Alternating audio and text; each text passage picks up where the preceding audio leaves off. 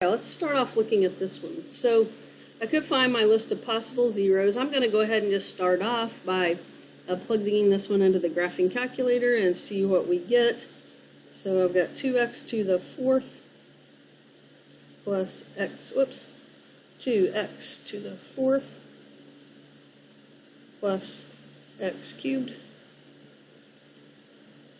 minus x squared minus x minus 1. So let's graph that thing and see what happens.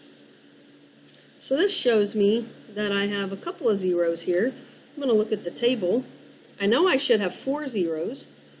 So I have a 0 at 1, 0. And then, let's see here. See if I see any others. Negative 1, 0. So I know for synthetic division, I'm going to start with 1. I also know that I have 1 at negative 1. So these are going to give me some starting points. So 2, 1, negative 1, negative 1, negative 1. So if I put in 1, I better get a 0 here. So 2,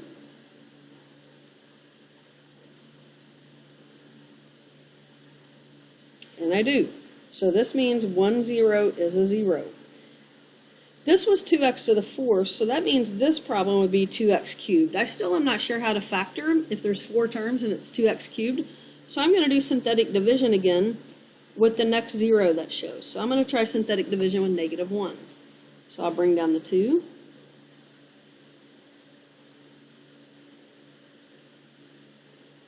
And sure enough, this is a 0. So I have zeros at 1, 0 and negative 1, 0. So if this was x to the fourth and this was x to the third, then what I'm left with is x squared. And once I get it to x squared, I don't need to do synthetic division anymore. I could try to factor to find the zeros. Unfortunately, if I try to factor this one, it does not factor.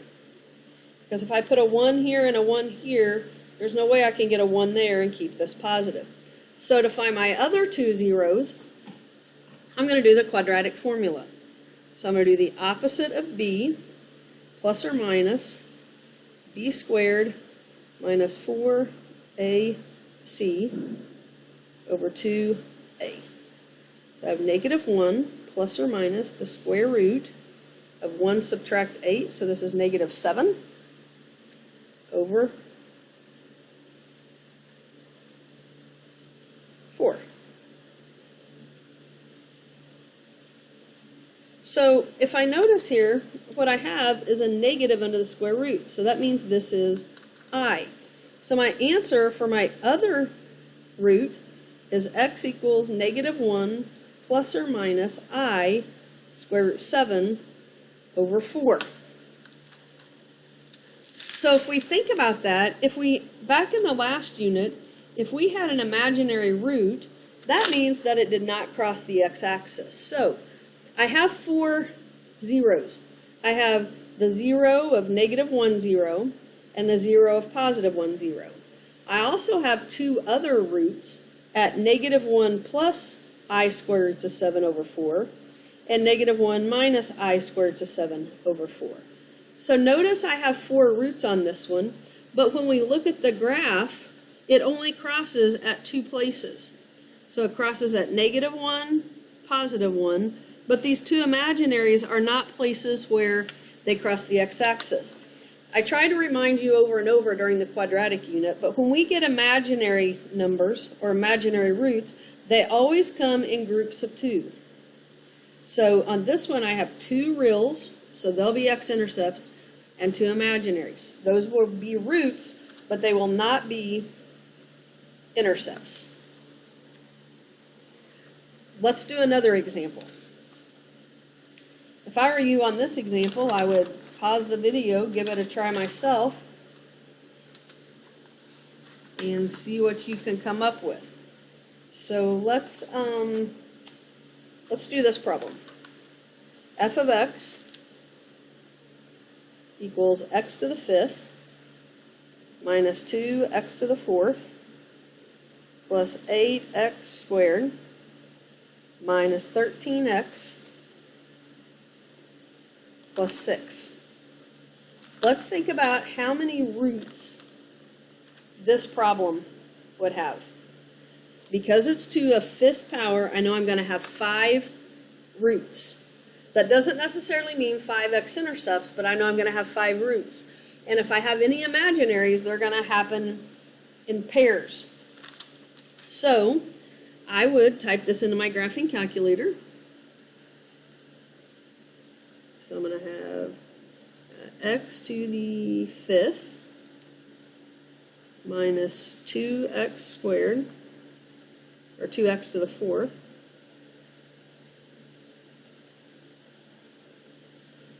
plus 8x squared minus 13x plus 6.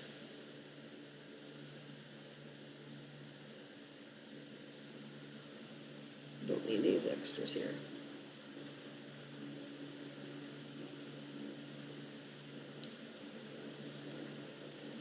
Now, let's see here. I've got this messed up. Let me go back. 8x to the 5th minus 2x to the 4th plus 8x squared minus 13x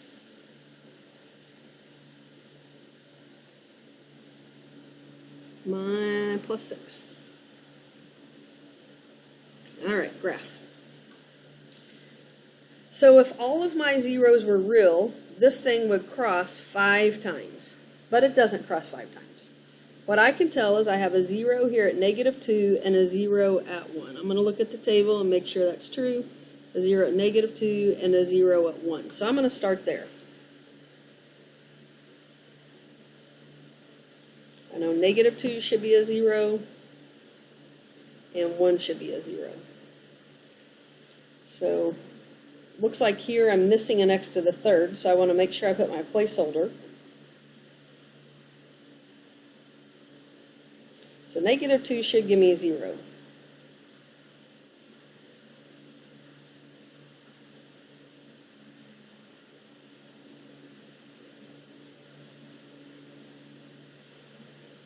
And it does. So this was x to the 5th, so this would be x to the 4th. I know I have another 0 at 1.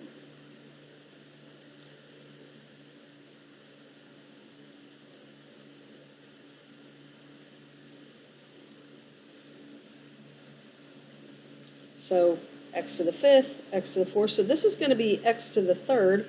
But I want you to look at the graph. So I know I need another 0 before I can factor. Look what happens over here at the number 1. 1 just goes down, touches, and comes back up. And we found out earlier when we were doing the quadratics unit, if I had something a vertex that went down and touched, that means I would have that particular factor 2 times. So since this graph touches at the number 1, that means that 1 is a 0 with multiplicity 2. So 1 happens again because it just touches and comes back up. So I have 1, 1, -2, -2, 3, 3, 0, 0, 0. So because this gives me a 0, I know that -2 works, 1 works, and 1 works again. So I would say I have a 0 at -2 and a 0 at 1, but the 1 at 1 has multiplicity of 2 because it happens twice. So if I think about the factors, this factor would be x plus 2, this would be x minus 1, and then there would be another factor of x minus 1 that would give me that double 0 at 1. Now I'm down to x squared minus 2x plus 3 equals 0. So I'm going to see if this factors. This one doesn't, unfortunately, so I'll have to do the quadratic formula. The opposite of b, so 2 plus or minus the square root of b squared minus 4 times a times c over 2 times a. So 2 plus or minus. This would be 4 subtract 12, so -8 over 2. And I know then, since I have a negative here, this is going to be an imaginary number. And 8 is 4 times 2, and the square root of 4 is 2. So my zeros here are 2 plus or minus 2i square root 2 over 2. And we know that if this number will go into both of these coefficients, you can divide that out. So this would be 1 plus or minus I square root 2. So I have 2 imaginaries and 3 real roots. So that makes a total of 5 roots.